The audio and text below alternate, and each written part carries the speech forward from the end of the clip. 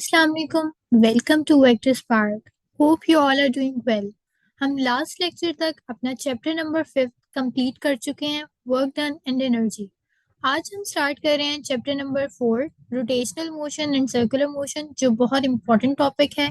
ये इतना important chapter है कि इसमें से लॉन्ग, शॉर्ट प्लस एमसीक्यू सबके आने के चांसेस काफ़ी ज़्यादा होते हैं।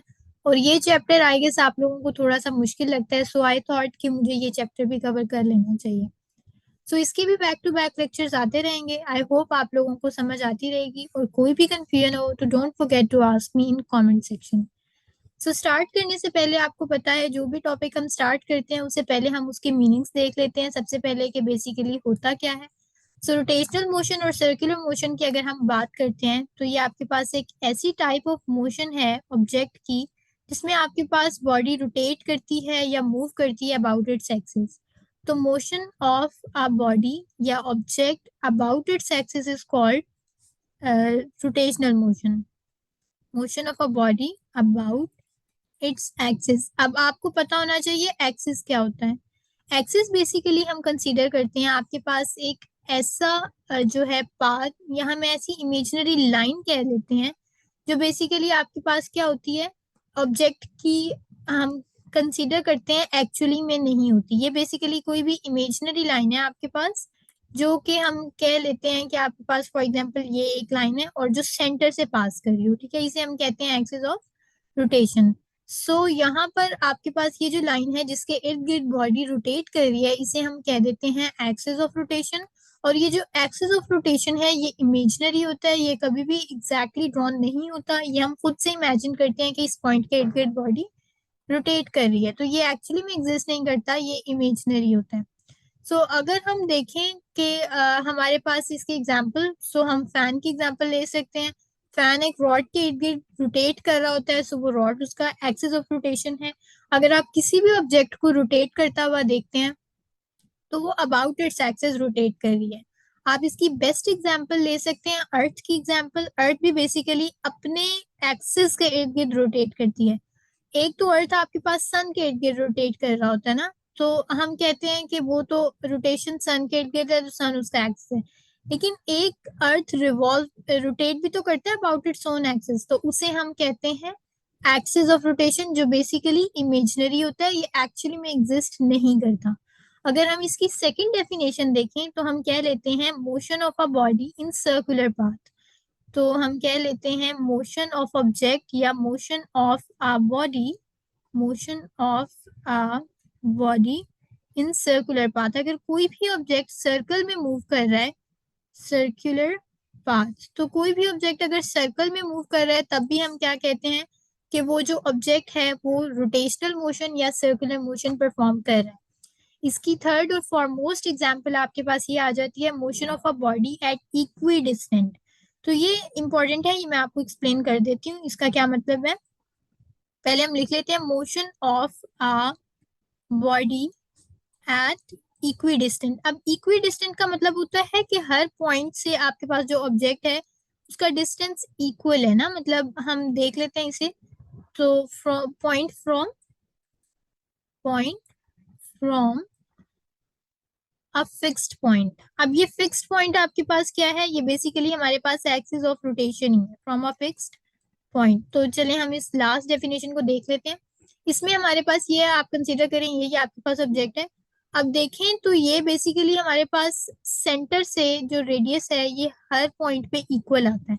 तो हम कह सकते हैं ना कि आपके पास जो ऑब्जेक्ट है ये रोटेशनल मोशन परफॉर्म कर रहा है। तो इक्वी डिस्टेंस का वर्ड हमने इसलिए यूज किया कि आपके पास जो ऑब्जेक्ट है वो इक्वल डिस्टेंस कवर कर रहा है from all the point from centre. अगर हम देखें नेक्स्ट पॉइंट हमारे पास ये आ जाता है कि हमने यहाँ पर लिखा कि आपके पास जो है ये फिक्स पॉइंट के इर्द गिर्द रोटेट करता है। तो बिल्कुल फिक्स पॉइंट, जैसे हमने आपको पहले भी बताया, फिक्स पॉइंट यहाँ पर बेसिकली एक्सिस ऑफ रोटेशन है, तो इसके इर्द गिर्द हमारे पास ऑब्जेक्ट रोटेट कर रहा होता है।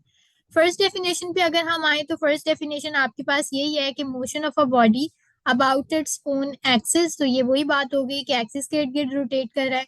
सेकेंडली आपके पास सर्कुलर पाथ में ऑब्जेक्ट मूव कर रहा है। एंड थर्ड हमने बोला इक्वी डिस्टेंट होता है फ्रॉम ऑल द पॉइंट्स। सो ये डेफिनेशन तो बेसिकली हमारे पास कवर हो गई, यानी कोई भी ऑब्जेक्ट अगर आपके पास रोटेट कर रहा है अबाउट इट्स एक्सिस तो हम कह देते हैं कि आपके पास वो ऑब्जेक्ट रोटेशनल मोशन या सर्कुलर मोशन परफॉर्म करे। अब अगर हम इसकी बेस्ट एग्जांपल की बात करते हैं तो इसमें अगर हम सबसे अच्छी एग्जांपल देखें तो आपके पास अर्थ की एग्जांपल ली जा सकती है। अर्थ हमारे पास क्या करता है, रोटेट करता है अबाउट इट्स ओन एक्सिस। अब अर्थ रिवॉल्व भी करता है और रोटेट भी करता है। अर्थ की अगर हम सबसे अच्छी इसकी एग्जांपल लें तो इसमें यही आता है कि अर्थ अबाउट इट्स ओन एक्सिस भी रोटेट करता है, अबाउट इट्स ओन एक्सिस भी रोटेट कर रहा है। Secondly, earth revolves around sun. आपको पता है कि अर्थ रिवॉल्व करता है अराउंड सन। तो जो अर्थ है ये आपके पास सर्कुलर मोशन भी परफॉर्म करता है, रोटेटरी मोशन भी परफॉर्म करता है। रोटेटरी मोशन में बेसिकली आप about its own axis rotate करते हैं और सर्कुलर मोशन में वो सर्कुलर पाथ को फॉलो करता है। तो अर्थ इसकी बेस्ट एग्जांपल है। अगर हम फर्दर मोर मूव करते हैं तो आपके पास इसमें डेफिनेशंस आ जाती हैं along with formula, along with the unit जिसको आपने कवर करना है। सबसे पहली और इम्पोर्टेंट, अगर हम एग्जाम्पल पे जाते हैं तो सबसे पहले हम देख लेते हैं अपने पास इसको एंगुलर डिस्प्लेसमेंट को। तो एंगुलर डिस्प्लेसमेंट हमारे पास क्या होती है? एंगुलर डिस्प्लेसमेंट को देखने से पहले अगर मैं आपसे पूछूं डिस्प्लेसमेंट क्या होता है, angular displacement, so let's cover.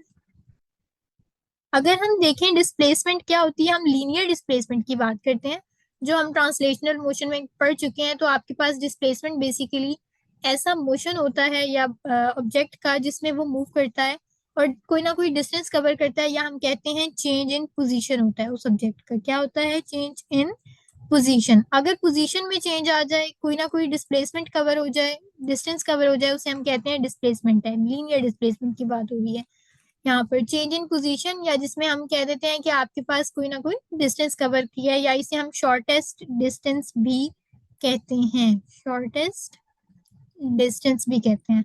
Okay, अब यहाँ पर एंगुलर डिस्प्लेसमेंट की बात हो रही है, उसको तो हम रिप्रेजेंट करते थे लीनियर वाले को डी से। तो एंगुलर डिस्प्लेसमेंट की बेसिकली रिप्रेजेंटेशन होती है हमारे पास थीटा से। इसको रिप्रेजेंट किया जाता है थीटा से। ये क्या है आपके पास? ये बेसिकली एंगुलर डिस्प्लेसमेंट है। एंगुलर डिस्प्लेसमेंट हमारे पास क्या होगा? वो डिस्प्लेसमेंट जो बॉडी कवर करे इन सर्कुलर पाथ या in rotational motion. Angular displacement ये वो बेसिकली आपके पास हम कह सकते हैं कि डिस्टेंस है जो बॉडी कवर करती है when it moves in circular path. So अगर हम इसकी डेफिनेशन देखें तो इसकी डेफिनेशन आपके पास क्या आ जाएगी? इसकी डेफिनेशन हमारे पास आ जाएगी एंगल सबटेंडेड। ये आपके पास बेसिकली एंगल होता है subtended by a body, angle subtended by a body when it moves in circular path. So उसे हम क्या कहते हैं? थीटा कहते हैं, या angular displacement. Angle subtended by a body when it covers circular distance, या हम कहते हैं कि वो सर्कुलर पाथ में मूव करे तो हम कह देते हैं कि जी यहाँ पर वो क्या है? एंगुलर डिस्प्लेसमेंट कवर कर रही है आपके पास जो भी ऑब्जेक्ट है।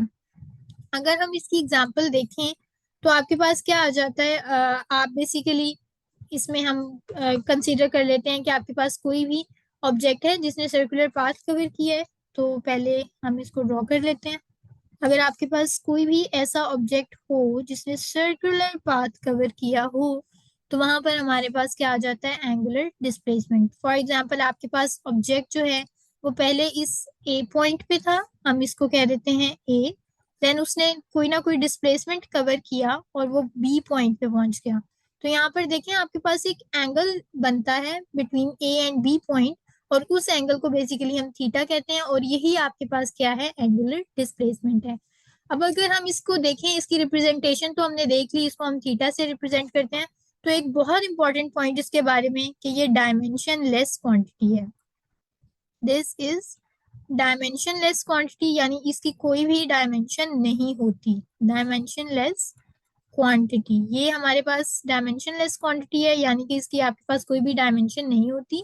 ये बेसिकली एंगल होता है जो आपके पास सबटेंड होता है जब बॉडी कवर करती है कोई ना कोई सर्कुलर डिस्टेंस। तो अगर हम देखें कि आपके पास जो चेंज इन एंगुलर डिस्प्लेसमेंट है ये वेक्टर क्वांटिटी है। सो अगर आपसे कोई पूछे कि चेंज इन एंगुलर डिस्प्लेसमेंट आपके पास क्या है, so it is a vector quantity. याद रखिएगा, कि it is a vector quantity. क्यों? क्योंकि इसकी कोई ना कोई डायरेक्शन है ना, कोई ना कोई डायमेंशन है, सॉरी डायरेक्शन है, तो इसलिए हम इसे क्या कहते हैं, वेक्टर क्वांटिटी। लेकिन ये स्मॉल चेंज के लिए वेक्टर है। अगर इसका इंपॉर्टेंट पॉइंट यही है कि फॉर स्मॉल चेंज, बेसिकली आपके पास change in theta vector quantity है, और कब वेक्टर है, व्हेन स्मॉल चेंज। तो जब भी आपके पास चेंज स्मॉल होगा, यानी ये जो थीटा का चेंज आ रहा है, बेसिकली मैं डेल्टा थीटा की बात कर रही हूँ, जब इसमें आपके पास चेंज स्मॉल आएगा तो हम कहेंगे कि आपके पास ये क्या है, वेक्टर क्वांटिटी है। और जब आपके पास ये चेंज लार्ज आए, यानी आपका ये चेंज ज्यादा हो, तब हम क्या कहेंगे, तो तब हम कहेंगे कि आपके पास यही क्वांटिटी स्केलर क्वांटिटी है। और ये स्केलर कब होती है, मैं क्वांटिटी को इस तरह से लिख देती हूँ। आपके पास ये स्केलर क्वांटिटी कब है, जब आपके पास डेल थीटा यानी चेंज इन डिस्प्लेसमेंट आपके पास लार्ज आए। जब चेंज इन डिस्प्लेसमेंट की वैल्यू ज्यादा होगी, तब आपके पास क्या होगा, ये एंगुलर डिस्प्लेसमेंट स्केलर क्वांटिटी होगी।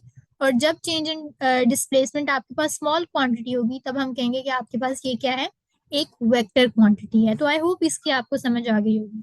अगर हम देखें कि आपके पास इसकी कोई ना कोई डायरेक्शन है, कोर्स आपके पास ये डायरेक्शन है, जब ये इसका जो थीटा का चेंज है ये स्मॉल आएगा, तो हम कहते हैं कि इसकी कोई ना कोई डायरेक्शन होगी, और डायरेक्शन को हमेशा आप फाइंड करते हैं। इसको किस रूल की मदद से हम फाइंड करते हैं, तो याद रखिएगा कि इसको फाइंड करने के लिए हम यूज करते हैं right hand rule. Right hand rule आपके पास जो है, उसको यूज करके हम इसकी डायरेक्शन को फाइंड करते हैं, right hand rule. Okay, right hand rule को यूज किया जाता है इसकी डायरेक्शन के लिए। अब अगर हम देखें राइट हैंड रूल के मुताबिक, तो वेट, हम स्टार्ट करते हैं। राइट हैंड रूल के मुताबिक अगर हम इसकी डायरेक्शंस देखें, राइट हैंड रूल के मुताबिक अगर हम इनकी डायरेक्शंस देखते हैं, तो ये आपके पास क्या कहती हैं, इनकी डायरेक्शंस बेसिकली हम देख लेते हैं। एक यहाँ ड्रॉ कर देती हूँ और एक मैं कर देती हूँ, सॉरी। ओके, सो हम एक और ड्रॉ कर लेते हैं यहाँ पे। Okay, let's see. अब यहाँ पर हमारे पास क्या है, अगर हम देखें तो एक तो आपके पास दो तरह की डायरेक्शन हो सकती है ना। एक हम कंसीडर कर लेते हैं कि आपके पास क्या है, एंटी क्लॉकवाइज डायरेक्शन है रोटेशन की।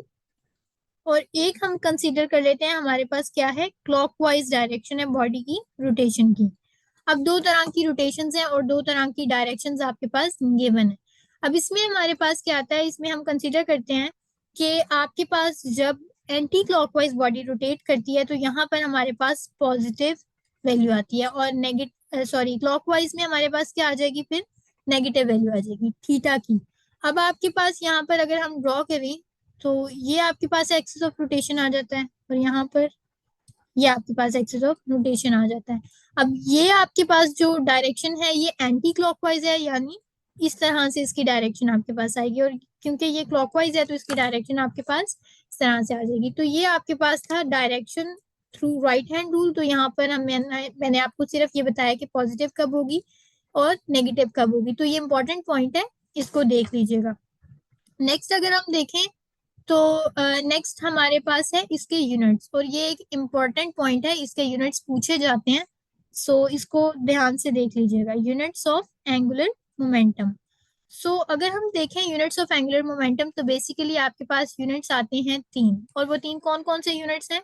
सबसे पहले हम कह लेते हैं आपके पास रेडियन, जो कि एस आई यूनिट है, याद रखना है। ये बहुत इंपॉर्टेंट पॉइंट है, आपके पास ऐसा यूनिट कौन सा है, तो रेडियन आपके पास क्या है, ऐसा यूनिट है एंगुलर डिस्प्लेसमेंट का। देन आपके पास अगर हम देखते हैं कि रेवोल्यूशन जो यूनिट है, ये मैं आपको एक्सप्लेन करती हूँ ये क्या होते हैं। और थर्डली हम कह देते हैं कि आपके पास डिग्री, और डिग्री तो सबको ही पता है कि आपके पास यूनिट होता है एंगल का। अब अगर हम देखें रेडियन, तो ये आपके पास तो हो गया एस आई यूनिट। अगर हम कहते हैं कि रेडियन हमारे पास एस आई यूनिट है, तो इसका मतलब कि आप इसको मोस्टली यूज करोगे न्यूमेरिकल्स वगैरह में, जो वैल्यू यूज करनी है आप रेडियन में यूज करेंगे। देन हमारे पास आता है रेवोल्यूशन। तो रेवोल्यूशन को मैं थोड़ा सा एक्सप्लेन कर देती हूँ। रेवोल्यूशन में हमारे पास क्या आ जाएगा, आप कंसीडर करें कि आपके पास कोई भी एक ऑब्जेक्ट है जो इस तरह से सर्कल में मूव कर रहा है, ठीक है। हम कंसीडर करते हैं कि ये होगी, आपको पता है कि एक जो सर्कल है पूरा, वो हमारे पास कितने डिग्रीज के इक्वल होता है? 360 डिग्रीज के इक्वल होता है, और ये 2 पाई रेडियन के इक्वल होता है। अब ये तो रेडियन एंड डिग्रीज में वैल्यू होगी। अगर हम रेवोल्यूशन का देखते हैं तो एक कंप्लीट सर्कल जब हम कवर करते हैं, एक कंप्लीट सर्कल जब आपका हो जाता है, तो हम कहते हैं कि 1 सर्कल इक्वल्स टू 1 रेवोल्यूशन। एक सर्कल आपके पास एक रेवोल्यूशन के इक्वल है, मतलब आपके पास 1 रेवोल्यूशन 360 डिग्री के इक्वल और 2 पाई रेडियन के इक्वल होगी। तो ये बात तो हो गई आपके पास। देन अगर हम मूव करते हैं डिग्रीज पे, तो डिग्रीज मैंने आपको पहले ही बता दिया डिग्री क्या होता है। इसमें समझने वाली कोई बात नहीं है, मैंने आपको पहले ही बता दिया कि 1 सर्कल में हमारे पास क्या होता है, 360 डिग्रीज एंड 2 पाई रेडियन होते हैं। सो ये आपके पास इसके यूनिट्स थे। अब याद रखने की बात ये है कि ये आपके पास डायमेंशन लेस क्वांटिटी है, चेंज इन डिस्प्लेसमेंट। अब इसका एक इम्पॉर्टेंट पॉइंट जो हमारे पास आता है वो ये आता है कि आपने प्रूव करना है कि S equals to r theta. आपके पास एक इक्वेशन आती है, उसको हमने प्रूव करना होता है, S equals r theta. So let's say हम लिख लेते हैं prove S equals r theta. अब यहाँ पर ये S क्या है, आर क्या है, थीटा क्या है, सबसे पहले आपको ये पता होना चाहिए। सो अगर हम देखें, एस हमारे पास होता है लीनियर डिस्प्लेसमेंट, ठीक है, इसे हम लीनियर डिस्प्लेसमेंट कह लेते हैं। देन हमारे पास आर यहाँ पर रेडियस है, इसको हम रेडियस कहते हैं। और अगर हम थीटा की बात करते हैं तो थीटा हमारे पास क्या है, एंगुलर डिस्प्लेसमेंट। ये अभी हम पढ़ चुके हैं, एंगुलर डिस्प्लेसमेंट। अब बेसिकली ये इसका रिलेशनशिप है, ये बेसिकली रिलेशनशिप है between linear displacement and angular displacement, क्योंकि एक ही इक्वेशन में आपके पास दोनों चीजें आ रही हैं, लीनियर डिस्प्लेसमेंट भी और एंगुलर डिस्प्लेसमेंट भी, और रेडियस इन दोनों को लिंक कर रहा है। तो आपने बेसिकली प्रूव करना है कि ये कैसे इक्वल है। तो इसको प्रूव करने के लिए सबसे पहले आप क्या करेंगे, कोई सर्कल ड्रॉ कर लेंगे, ठीक है। आप यहाँ पर कोई सर्कल ड्रॉ कर लें, मैं इस तरह से ड्रॉ करी। सो इसमें आप क्या करेंगे, इसमें बेसिकली आपने 3 पॉइंट्स लेने हैं। ए, पहले हम मूव करते हैं ए टू बी, तो पहले मैं बस इसी को जो है ना ड्रॉ कर देती हूँ। सो ये हमारे पास आ गया ए पॉइंट टू बी पॉइंट। अगर हम इस पॉइंट को देखते हैं तो इसमें हमारे पास क्या आता है, इसमें हम कह देते हैं कि ये जो आपके पास एंगल सबटेंड हो रहा है ये क्या है, थीटा। हम क्या बेसिकली, थीटा भी छोड़ें, इसको मैं एक्सप्लेन करती हूँ। ये बेसिकली आपके पास ओ पॉइंट सर्कल है, सेंटर का ओ टू ए हम कह देते हैं रेडियस है। ये बात तो सबको पता है, सेंटर से लेके सरकमफेरेंस तक हम इसे रेडियस कह देते हैं। अब याद रखने की बात यह है कि अगर आपके पास रेडियस और आर्क लेंथ, जैसे यहाँ पर आर्क लेंथ क्या है, ए बी है ना, अगर ये दोनों इक्वल हो जाएं आपके पास, ठीक है, तो हम क्या कहते हैं कि आपके पास ये जो थीटा है, यानी जो एंगल सबटेंड हो रहा है, ये 1 रेडियन के इक्वल है। ये बहुत इंपॉर्टेंट पॉइंट है और ये आपने याद रखना है कि अगर आपके पास ये जो एंगल है जो सबटेंड हो रहा है, ये बेसिकली रेडियस और जो आर्क लेंथ है ये इक्वल है, तो एंगल क्या होगा, 1 रेडियन। तो यहाँ पर हम कंसीडर करते हैं कि हमारे पास ये जो रेडियस है ये एग्जैक्टली इक्वल है इस ए बी की लेंथ के। तो इस ए बी की लेंथ को भी मैं क्या कह देती हूँ, आर। तो यहाँ पर जो आपके पास एंगल सबटेंड होगा इस केस में, हम उसे कह देते हैं 1 रेड, यानी 1 रेडियन, ठीक है। तो नेक्स्ट हम मूव करते हैं नेक्स्ट पॉइंट पे। अगर हम देखें बी टू सी, अगर कोई ऑब्जेक्ट मूव कर रहा है यहाँ पर, सो चलें इसे मैं किसी और कलर से ड्रॉ कर देती हूँ।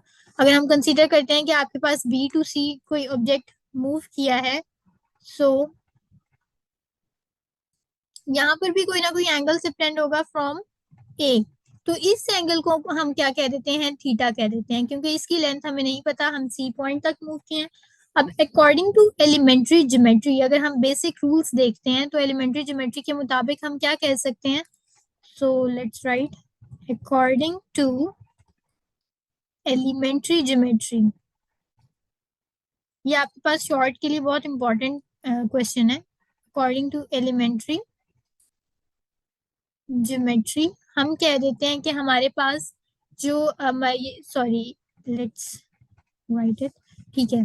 अगर हम इसे देखें तो हम कह देते हैं कि यहाँ पर आपके पास जो ये वैल्यूज आ रही हैं ये कैसे हैं, मैयर ए बी, यानी जो आपके पास लेंथ ए बी है या आर्क लेंथ ए बी जिसे हम कह देते हैं, ये इसकी रेशो विद बी सी, यानी आपने दोनों आर्क लेंथ की रेशो ले ली, ये एग्जैक्टली इक्वल किसके आ जाएगी, angle A O B ratio में हम क्या लिख लेते हैं, एंगल बी ओ सी। तो आपको पता है आपने एंगल सेंटर में रखना होता है। अब आपने पहले दोनों आर्क लेंथ्स की रेशियो लेनी है, यहाँ पर ए बी और बी सी। ए बी यहाँ से आपके पास यहाँ तक वैल्यू, और बी सी देन आपने ये वाली वैल्यू कवर की है ना, तो इन्हें हम कह देते हैं कि ये आपके पास क्या है, रेशियो ऑफ लेंथ्स है। देन हम रेशियो ऑफ एंगल लेते हैं A O B and B O C, इन दोनों की। अब अगर हम इसे सॉल्व करते हैं तो इसमें हमारे पास क्या वैल्यूज आती हैं, लेट से हम ए बी की वैल्यू पुट करते हैं, तो हमें ए बी की वैल्यू पता है, आर है ना आपके पास। ए बी की वैल्यू हमारे पास क्या है, आर। हमने यहाँ पे अभी बोला था कि वन राइट तब होगा जब रेडियस एंड ये ए बी की या कोई भी आर की लेंथ इक्वल हो जाती है, ये पॉइंट हमने जो डिस्कस किया था। सो यहाँ पर ए बी की वैल्यू हमारे पास क्या है, आर। और अगर हम बी सी की वैल्यू दें तो ये तो हमें नहीं पता, तो बी सी की वैल्यू को आप कंसीडर करें कि ये कोई भी डिस्प्लेसमेंट एस है हमारे पास, तो आर बाय एस वैल्यू आ जाएगी। अगर हम एंगल पे मूव करते हैं तो ए ओ बी एंगल का हमें पता है, ये वाला एंगल ये हमारे पास किसके इक्वल है, 1 रेडियन के। तो इसकी जगह हम क्या पुट कर देंगे, 1। एंड नीचे एंगल बी ओ सी की जब हम बात करते हैं तो एंगल बी ओ सी आपके पास आपको नहीं पता, जो हमने क्या पुट किया था, थीटा एज्यूम किया है, तो इसकी जगह हम क्या पुट कर देंगे, थीटा। अब अगर हम इसको अरेंज करते हैं इस इक्वेशन को, तो आपको पता है एस उस साइड पे जाके मल्टीप्लाई हो जाएगा और थीटा भी इस साइड पे जब ऑपोजिट साइड पे आएगा तो मल्टीप्लाई। तो जब हम इस इक्वेशन को लिखते हैं तो आपके पास इक्वेशन बनती है एस इक्वल्स आर थीटा। ये इसकी डेरिवेशन थी और ये बहुत इंपॉर्टेंट डेरिवेशन है। और अगर हम थीटा की डेफिनेशन भी देखें तो थीटा की डेफिनेशन भी आपके पास इसी पॉइंट से निकल के आती है। थीटा की डेफिनेशन के लिए हम कह देते हैं कि आपके पास जो थीटा है बेसिकली ये क्या है, तो थीटा को अगर यहाँ से डिराइव करें तो theta equals S by r. ये आर जो है ये बेसिकली ऑपोजिट साइड पे जाके डिवाइड हो जाता है। सो यहाँ से हम कह देते हैं कि आपके पास थीटा यहाँ पर आ रहा है एस अपॉन आर आ रहा है, ठीक है। ओके, ये हमारे पास आ जाता है theta equals to S upon R. So यहाँ से थीटा की डेफिनेशन अगर देखी जाए तो थीटा बेसिकली रेशियो है आपके पास आर्क लेंथ की टू रेडियस। ऐसा आपके पास बेसिकली क्या है, आर्क लेंथ है ना। सो इसे हम कह देते हैं ये आपके पास आर्क लेंथ है, और आर आपको पता है रेडियस, ये हमने स्टार्ट में भी डिस्कस कर लिया था। सो यहाँ से अगर हम थीटा को देखें तो देखें दोनों चीजें लेंथ है ना आपके पास, ये भी लेंथ है, आर्क लेंथ भी, और रेडियस भी एक तरह की लेंथ ही होती है। तो इसलिए इन दोनों की जो यूनिट्स हैं वो तो कैंसिल हो जाएंगे, तो हम कहते हैं कि थीटा बेसिकली डायमेंशनलेस है। अब याद रखिएगा कि थीटा जो है ये डायमेंशनलेस है लेकिन यूनिट लेस नहीं है, इसके यूनिट्स होते हैं। हम 3 यूनिट्स डिस्कस कर चुके हैं, रेडियन और हमने पढ़ा रेवोल्यूशन एंड डिग्री। अगर हम यहाँ से प्रूव करना चाहें कि आपके पास 1 रेवोल्यूशन किसके इक्वल है, तो आपको पता है कि हम कहते हैं कि हमारे पास जो बेसिकली एक रेवोल्यूशन है वो आपके पास 2 पाई रेडियन के इक्वल है। ये हम पहले ऊपर डिस्कस कर चुके हैं। सो यहाँ पर हम देखते हैं कि अगर हम वैल्यू पुट करें थीटा की तो हमारे पास क्या आ जाएगी, 2 पाई आर के बेसिकली सरकमफेरेंस इक्वल होता है। सो यहाँ से अगर हम वैल्यू निकालते हैं तो हमारे पास क्या आ जाएगी, थीटा इक्वल्स टू एस की वैल्यू हमारे पास क्या आ जाएगी, 2 पाई आर। ये एंगल नहीं, सॉरी, ये आपके पास है सरकमफेरेंस ऑफ अ सर्कल ना। और नीचे हमारे पास देखें इसमें यहाँ पर क्या लिखा हुआ है, रेडियस। तो यहाँ से क्या होगा, आपके पास ये दोनों जो आर हैं ये कैंसिल हो जाएंगे, ये वाला और ये वाला आर आपके पास कैंसिल हो जाएगा। तो यहाँ से अगर हम वैल्यू निकालते हैं थीटा की तो हमारे पास क्या आ रही है, 2 पाई रेड। तो ये हमने प्रूव कर दिया कि हमारे पास एक जो है आपके पास सॉरी एक जो हमारे पास सर्कल होता है उसमें कितने रेवोल्यूशन या कितने रेडियन होते हैं, तो एक सर्कल में हमारे पास 2 पाई रेड होते हैं। देन अगर आपको प्रूव करने का कहा जाए, ये बहुत इंपॉर्टेंट प्रूफ्स हैं, ये आपके पास शॉर्ट में एमसीक्यू में आ सकते हैं। एक क्वेश्चन आता है आपके पास, प्रूव करें कि prove that 1 radian equals to 57.3 degree. 1 radian is equals to 57.3 degree. अब ये बहुत इंपॉर्टेंट क्वेश्चन है, इसे गौर से देख लीजिएगा। हमें पता है कि हमारे पास जो है एक सर्कल में हमारे पास एक सर्कल में 2 पाई रेडियन होते हैं। 1 revolution is equals to 2 pi rad. And हमें ये भी बात पता है कि वन रेवोल्यूशन या वन सर्कल हमारे पास इक्वल होता है 360 डिग्रीज के। तो यहाँ से अगर हम देखें तो वन रेवोल्यूशन अगर हम इन इक्वेशंस को दो नाम देते हैं, मतलब एक को वन कहते हैं, एक को टू कहते हैं, तो आपको पता है कि बाय कंपैरिजन हम कह सकते हैं ना कि हमारे पास दोनों की अगर लेफ्ट हैंड साइड इक्वल है तो दोनों की राइट हैंड साइड भी क्या होगी, इक्वल होगी। तो यहाँ से हम क्या कहेंगे, हमारे पास 2 पाई रेडियन बेसिकली इक्वल आ जाता है 360 डिग्रीज के। अब यहाँ से आप दो काम कर सकते हैं, या तो आप यहाँ से ये बहुत इंपॉर्टेंट है, यहाँ से सारी डेरिवेशन होगी। आप बेसिकली क्या करेंगे, यहाँ से हम कह देते हैं कि आपके पास जो रेडियन है हम वो भी निकाल सकते हैं एंड जो रेवोल्यूशन है हम वो भी निकाल सकते हैं। तो अगर मैं वन रेडियन निकालना चाहूँ तो मैं क्या करूंगी, इस 2 पाई को उस साइड पे जाके डिवाइड करवा दूंगी। तो हम क्या करेंगे, 360 डिग्रीज अपॉन 2 पाई। अब अगर आप इसकी कैलकुलेटर से वैल्यू निकालते हैं तो वन रेडियन हमारे पास इक्वल आ जाएगा 57.29 डिग्री, जिसको हम 3 ही कह लेते हैं, तो 57.3 डिग्रीज। पहला पॉइंट और for most very important point हमने ये कवर किया। दूसरा पॉइंट हमारे पास क्या आ जाता है, पहला तो आपके पास ये था ना कि 1 डिग्री आपके पास किसके इक्वल है, 57.3 डिग्री के। दूसरे में हमने प्रूव करना है कि आपके पास 1 डिग्री इक्वल है किसके, तो ये मैं लिख लेती हूँ पहले। आपने प्रूव करना है कि आपके पास 1 डिग्री इक्वल है 0.0174 रेड के, यानी रेडियंस के इक्वल अब आपने प्रूव करना है। इसको प्रूव करने के लिए हम क्या करेंगे, अगेन आप इस इक्वेशन पे आए, हम यहाँ से 360 को उस साइड पे जाके अब डिवाइड करवाएंगे क्योंकि आपको यहाँ पे 1 चाहिए। तो हम क्या कहेंगे, 1 डिग्री आपके पास किसके इक्वल आ जाएगा, 2 पाई रेडियन अपॉन, अब 360 को आप डिवाइड कर दें, यानी इसका रेसिप्रोकल लेंगे तो हमारे पास ये वैल्यू आ जाएगी, इस वैल्यू का रेसिप्रोकल लेंगे तो हमारे पास वो वैल्यू आ जाएगी। अच्छा, अब यहाँ से हम वैल्यू निकालते हैं तो हमारे पास क्या आ जाएगी, 0.0174 रेडियन। सो ये तो थे आपके पास दो इम्पोर्टेंट पॉइंट्स, ये दोनों बहुत ज्यादा इम्पोर्टेंट हैं, आपको एमसीक्यूज में शॉर्ट क्वेश्चन में प्रूव करने के लिए आ सकते हैं। और एक ट्रिक आपको लगाई जाती है, आपको यहाँ पर एमसीक्यू में क्या किया जाता है, यहाँ पे 2 जीरोज ऐड कर दिए जाते हैं या 3 जीरोज ऐड कर दिए जाते हैं, जिसकी वजह से हम कंफ्यूज हो जाते हैं।